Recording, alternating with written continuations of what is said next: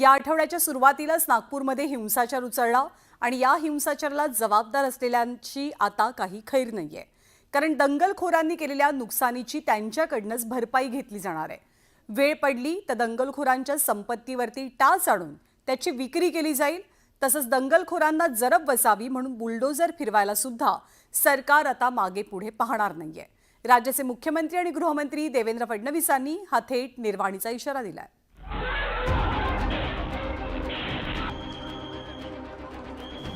ज्या लोकांनी ही घटना घडावी किंवा ही घटना ॲग्रिवेट व्हावी म्हणून पोस्ट केलेले आहे त्या सगळ्यांना दंगेखोरांसोबतच सहआरोपी बनवलं जाणार आहे। आता जे काही नुकसान झालेलं आहे हे सगळं नुकसान दंगेखोरांकडनं वसूल करण्यात येईल। महाराष्ट्र में हम लोग अपने तरीके से कार्रवाई करते हैं। जहां बुलडोजर चलाने की आवश्यकता होगी वहां चलेगा।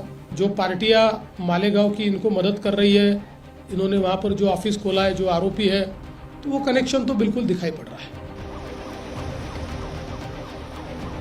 नागपूर हिंसाचारानंतर मुख्यमंत्री आणि गृहमंत्री देवेंद्र फडणवीस पहिल्यांदाच नागपूरमध्ये आले। पोलीस आणि प्रशासनातल्या अधिकाऱ्यांची तातडीची बैठक घेत त्यांनी खडा न खडा माहिती जाणून घेतली। नागपूर देवेंद्र फडणवीसांसाठी फक्त मतदारसंघ नाही तर त्यांचा गृहजिल्हा आहे। नागपूर राज्याची उपराजधानी आहे। नागपुरातच आरएसएसचं मुख्यालय आहे। सध्या नागपूर राज्याचं सत्ता केंद्र बनलंय। त्यामुळे नागपुरात घडलेली घटना म्हणजे थेट देवेंद्र फडणवीसांना मोठा धक्का असल्याचं बोललं गेलं।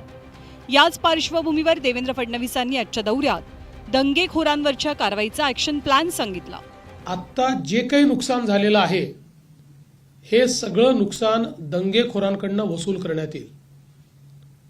त्याची सगळी किंमत काढली जाईल आणि ते दंगेखोरांकडनं वसूल केलं जाईल आणि दंगेखोरांनी ते पैसे भरले नाहीत तर त्यांची प्रॉपर्टी विकली जाईल। नागपुरात हिंसाचारात सोशल मीडियातल्या अफवांचा मोठा हात असल्याचं बोललं गेलं। त्यामुळे अशा अफवा पसरवणाऱ्या कुणाचीही आता खैर नसल्याचं देवेंद्र फडणवीसांनी स्पष्ट केलंय। मोठ्या प्रमाणात सोशल मीडियाचं ट्रॅकिंग करून ज्या लोकांनी ही घटना घडावी किंवा ही घटना ॲग्रिवेट व्हावी म्हणून पोस्ट केलेले आहे त्या सगळ्यांना दंगेखोरांसोबतच सहआरोपी बनवलं जाणार आहे।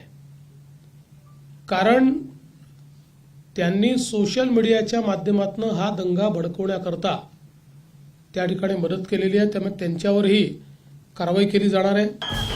तर नागपुरातल्या दंगलखोरांना आता योगी पॅटर्नचा सामना करावा लागेल असे संकेतही देवेंद्र फडणवीसांकडून दिले जात आहेत। महाराष्ट्र में हम लोग अपने तरीके से कार्रवाई करते हैं। जहां बुलडोजर चलाने की आवश्यकता होगी वहां चलेगा। जहां गलत काम होगा उसको रौंदा जाएगा, किसी को बख्शा नहीं जाएगा। नागपूर हिंसाचारात बांगलादेश कनेक्शन आहे का याची अगदी पहिल्या दिवसापासून चर्चा रंगतेय। याबद्दलही देवेंद्र फडणवीसांनी आज क्लॅरिटी दिली। बांगलादेश कनेक्शनचा पोलीस शोध घेत असले तरी हिंसाचारामागे मालेगाव कनेक्शन फिक्स असल्याचं त्यांनी सांगितलं। इसमें बांग्लादेशी एंगल है या विदेशी हाथ है ऐसा कहना इस समय उचित नहीं होगा जब तक उसकी पूरी जांच नहीं हो जाती। इसलिए मुझे लगता है कि अभी जहाँ तक मालेगांव का सवाल है तो वो तो दिख ही रहा है, क्योंकि जो पार्टियां मालेगांव की इनको मदद कर रही है, इन्होंने वहां पर जो ऑफिस खोला है, जो आरोपी है, तो वो कनेक्शन तो बिल्कुल दिखाई पड़ रहा है। नागपूर हिंसाचार प्रकरणी एमडीपीचा कार्यकारी अध्यक्ष हमीद इंजिनियर आणि यूट्यूबर मोहम्मद शहजाद खानवर अटकेची कारवाई करण्यात आली आहे। दरम्यान हिंसाचाराच्या 6व्या दिवशी संचारबंदी कायम आहे। नागपूरमधली परिस्थिती आटोक्यात असली तरी धार्मिक आणि जातीय मुद्द्यांच्या अनुषंगानं संपूर्ण राज्यातली कायदा सुव्यवस्था अबाधित राखण्याचं मोठं आव्हान सरकारसमोर आहे हे नक्की। त्यामुळे नागपूर हिंसाचार घटनेनंतर मुख्यमंत्री आणि गृहमंत्री देवेंद्र फडणवीस ॲक्शन मोडवर आले। Bureau report, news 18 Lokmat.